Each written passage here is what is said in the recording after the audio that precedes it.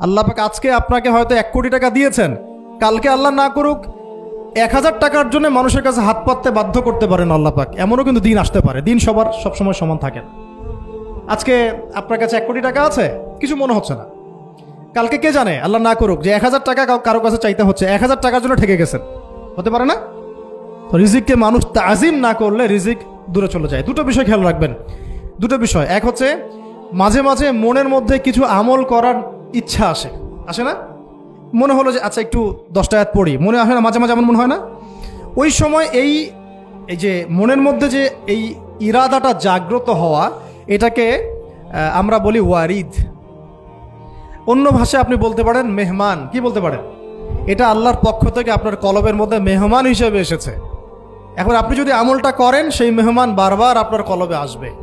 যদি আপনি ওই সময় আমলটা না করেন, মেহমান চলে যাবে। মেহমান অসম্মানিত হলে পরে আর আসবে না। একইভাবে